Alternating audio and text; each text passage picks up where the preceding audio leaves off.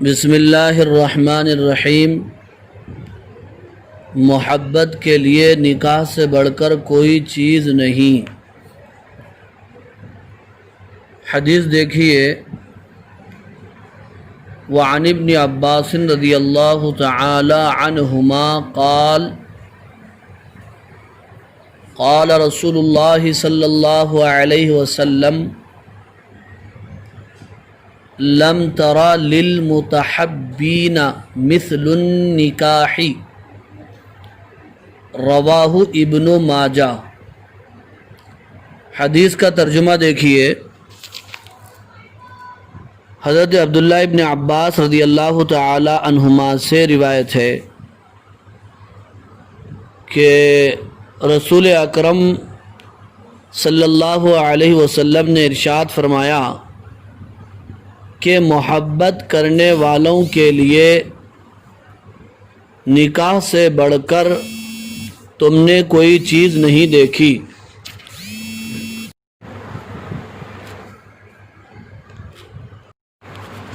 حضرت عبداللہ ابن عباس رضی اللہ تعالیٰ عنہما سے روایت ہے کہ رسول اکرم صلی اللہ علیہ وسلم نے ارشاد فرمایا، محبت کرنے والوں کے لیے نکاح سے بڑھ کر تم نے کوئی چیز نہیں دیکھی۔ اب یہ حدیث صاحب کتاب نے کہاں سے لیا ہے؟ مشکات سے لیا ہے۔ مشکات حدیث کی ایک کتاب ہے۔ مشکات صفحہ نمبر 268 ہے۔ اور صاحب مشکات نے کہاں سے لیا ہے؟ ابن ماجہ سے لیا ہے۔ اور ابن ماجہ حدیث کی 6 مستند مشہور سیاہ ستہ میں سے آخری کتاب ہے۔ اب اس حدیث کی تشریح کیا ہے؟ صاحب کتاب کی زبان میں ہم سنیں گے۔ کن کی زبان میں؟ حدیث کا مطلب ابھی سمجھ میں نہیں آیا نا؟ آیا حدیث کا مطلب؟ نہیں آیا۔ تشریح: دنیا میں محبت کی ادائیں بھی ہیں اور بغض کی فضائیں بھی۔ محبت کی ادائیں بھی ہیں اور بغض کی فضائیں بھی ہیں، لیکن ان کے اسباب مختلف ہوتے ہیں۔ یعنی محبت کرنے کے اسباب بھی مختلف ہیں، اور بغض یعنی کسی سے نفرت اور دشمنی کرنا ہے تو اس کے اسباب بھی الگ ہیں۔ کسی سے محبت کیوں کرنا چاہیے، اس کے اسباب کیا ہیں، اور کسی سے نفرت کیوں کرنا چاہیے، اس کی وجوہات کیا ہیں، وہ اس حدیث میں بتائی گئی ہیں اور صاحب کتاب اس کی تشریح فرما رہے ہیں۔ حضور اقدس صلی اللہ علیہ وسلم نے ارشاد فرمایا، محبت کا جوڑ لگانے والی چیزوں میں نکاح کا جوڑ سب سے زیادہ مضبوط ہے، اور محبت کے بڑھانے اور باقی رکھنے میں نکاح سے بڑھ کر کوئی چیز نہیں۔ یعنی نکاح کے بعد کی میاں بیوی کی محبت یہ پاکیزہ محبت اور باعث ثواب ہے۔ اللہ اس پر ثواب عطا فرماتے ہیں، بلکہ یہ ایسی محبت ہے جو عبادت ہے اور ہمیشہ کی عبادت ہے۔ آدمی نماز پڑھ رہا ہے، نماز کے حد تک ہے، سلام پھیر دیا، ثواب ختم ہو گیا۔ روزہ رکھا، افطار کر دیا، ثواب ختم ہو گیا۔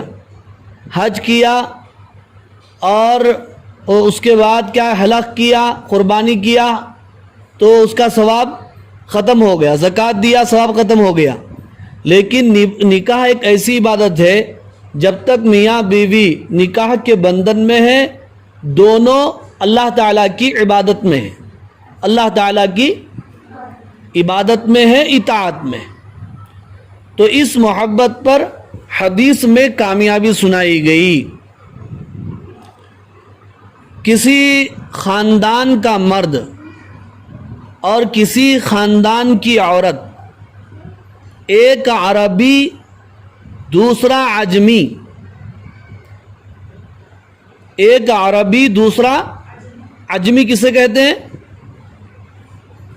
عربوں کے علاوہ کسی اور ملک کا رہنے والا، اسے عجمی کہا جاتا ہے۔ ایک ایشیائی دوسرا افریقی، لیکن جب شرعی نکاح ہو جاتا ہے ان دونوں کے درمیان، ایک عربی، ایک اجمی، ایک ایشیائی اور ایک افریقی کے درمیان، جب کیا ہوتا ہے ان دونوں کے درمیان کیا ہوتا ہے؟ بولو، شرعی نکاح ہو جاتا ہے۔ یعنی ایک عورت کسی خاندان کی ہے، دوسرا مرد کسی خاندان کا ہے، ایک یہاں کا ہے ایک وہاں کا ہے، مثال کے طور پر ایک ہندوستان کا ہے ایک امریکہ کا ہے، لیکن دونوں کے درمیان جب نکاح ہو گیا تو اب نکاح کے بعد ان دونوں کے درمیان جو محبت ہے، یہ ایک دوسرے پر جو قربان ہو رہے ہیں، تو ظاہر بات ہے یہ باعث عبادت ہے یا نہیں؟ بولو، جب شرعی نکاح ہو جاتا ہے تو ایک دوسرے پر نثار ہو جاتے ہیں، اور الفت و محبت وہ رنگ لاتی ہے کہ عمر بھر ساتھ نہیں چھوٹتا۔ نکاح کے علاوہ بھی بعض مرد و عورت نفسانیت کے لیے نام نہاد محبت کر لیتے ہیں، مگر یہ محبت نہیں ہوتی بلکہ نفس کی مطلب برآری کے لیے ایک جوڑ ہوتا ہے جس کا نام محبت رکھ دیا جاتا ہے، لیکن یہ ناجائز محبت ہے، حرام ہے، گناہ کبیرہ ہے۔ جب تک عقد نہ ہو ایک دوسرے سے بات نہیں کر سکتے۔ اب بعض یہاں کیسا ہے، رسم بھی ہو گیا تو بھی بات چل رہی، جائز ہے وہ؟ ناجائز ہے۔ ہاں ایک دوسرے کو دیکھ سکتے ہیں، بس دیکھنے کی حد تک ہے۔ اب نہیں رسم ہو گیا تو 12 خون معاف، ایسا نہیں ہے۔ فونوں پہ باتیں چل رہے ہیں، تفریح کے لیے نکل جا رہے ہیں، اس کو کیا بولتے ہیں؟ نکاح شادی سے پہلے انگریزی میں بھائی کس پہ جا رہے ہیں بولتے ہیں اس کو؟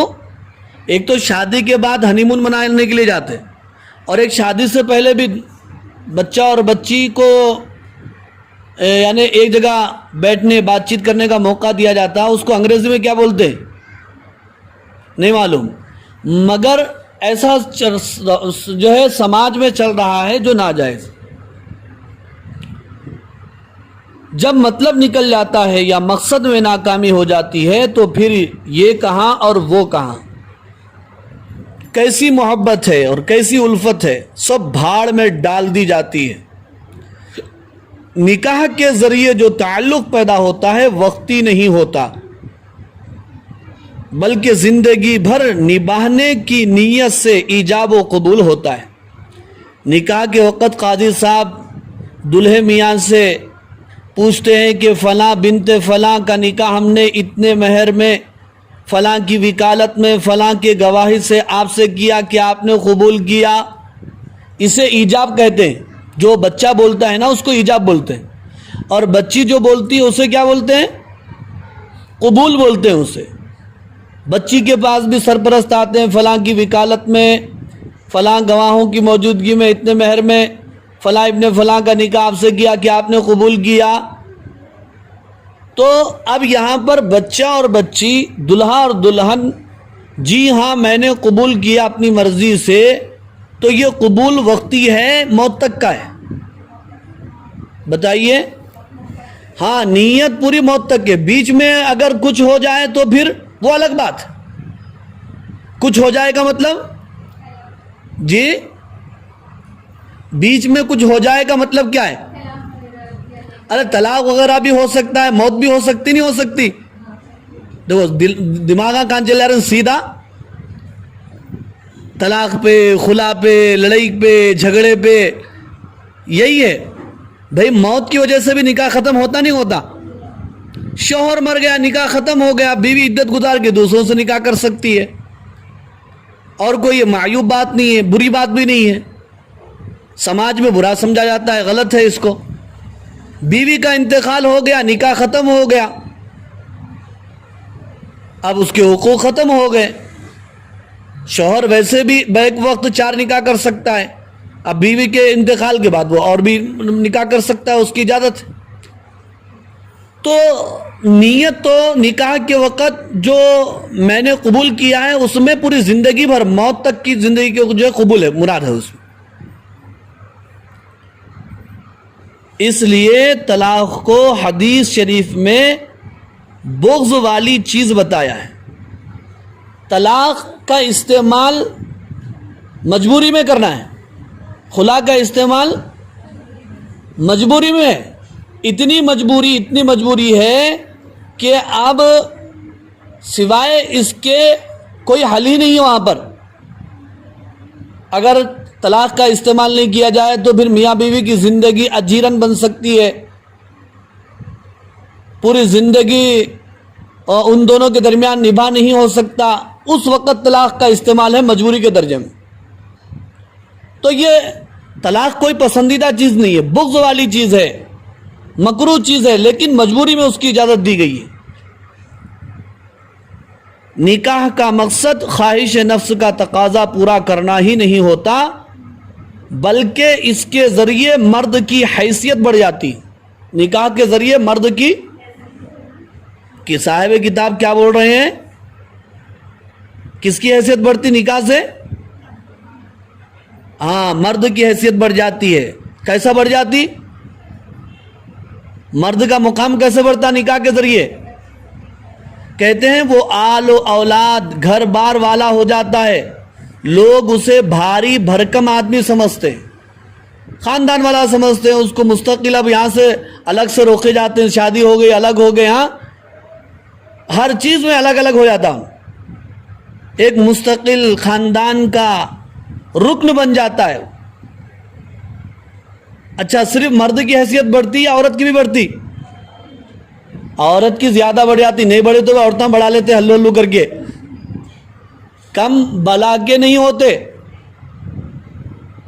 غیر محسوس طریقے سے اپنا مقام بنا لیتے، بعد میں بیچارہ مرد کسی کونے میں گوشے میں ہو جاتا۔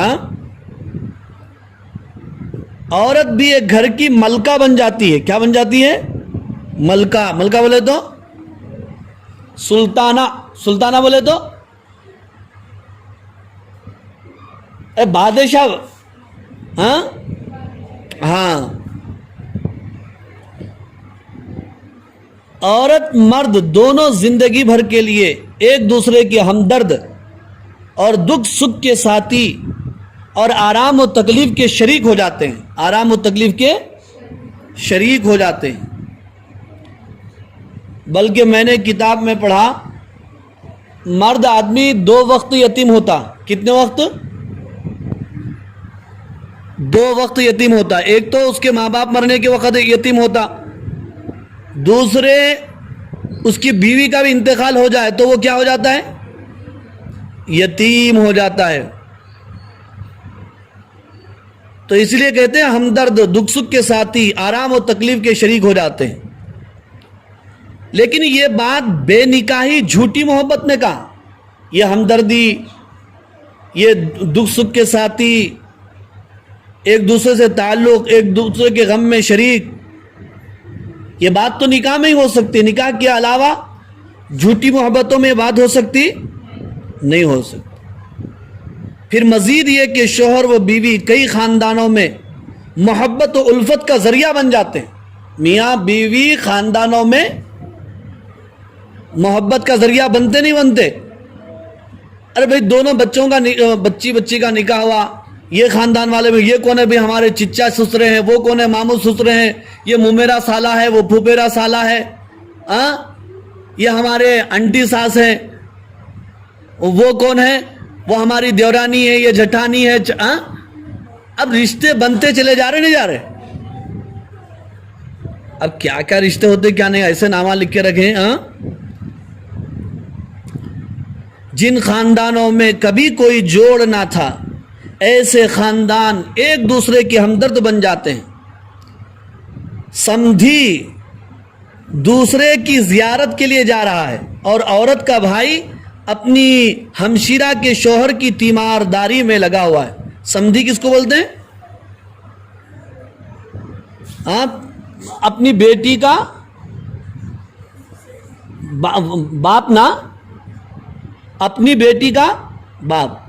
تو سمدھی دوسرے کی زیارت، زیارت بولے تو ملاقات، زیارت بولے تو ہم وہ قبرستان کی زیارت سمجھتے ہیں، زیارت ملاقات کو بھی بولتے ہیں۔ عورت کا بھائی اپنی ہمشیرہ کے شوہر، اچھا بیوی عورت کا بھائی اپنے ہمشیرہ کے شوہر، یہ رشتہ ہے نا، تو گول پھرا دیے میرے کو یہاں پہ. آپ لوگ کچھ سمجھے اس میں؟ کیا سمجھے؟ ہمشیرہ بہن، سالہ اپنے ہمشیرہ کے شوہر کی تیمارداری میں لگا ہوا ہے. بہرحال رشتے ایسے ہوتے ہیں جس کی بنیاد پر دور دور کی رشتہ داریاں آپس میں قریب ہوتی چلی جاتی ہیں.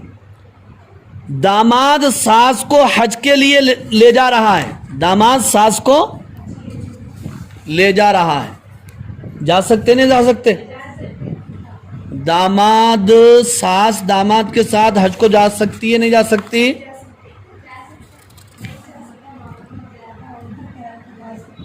ہاں تو یہ مسئلہ جا بھی سکتے نہیں بھی جا سکتے. آج کل کیا ہے معلوم ہے، تھوڑا عمر کا تفاوت ملحوظ رکھا گیا ہے. اگر دونوں کی عمر میں کافی فرق ہے، ساس صاحبہ محترمہ بزرگ ہے، بوڑھی ہے، اور یہ بیٹے کے درجے میں ہے، جا سکتے ہیں. لیکن دونوں کی عمر میں زیادہ تفاوت نہیں ہے، فرق نہیں ہے، تو پھر علماء اکرام نے احتیاط کرنے کے لیے کہا. حج کو اگر کوئی جا رہے ہیں تو حج تو ہو جائے گا، لیکن احتیاط کے خلاف ہے.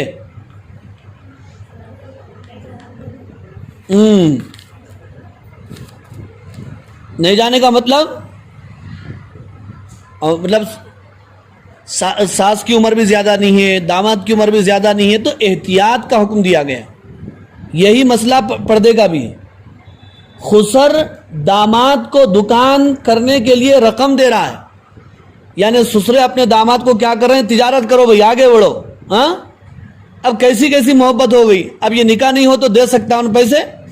جھوٹی محبت میں بچی کا بابا دیتا، پیسے دیتا، لاتا دیتا، وغیرہ وغیرہ. یہ محبتیں اور خدمتیں ایک شرعی نکاح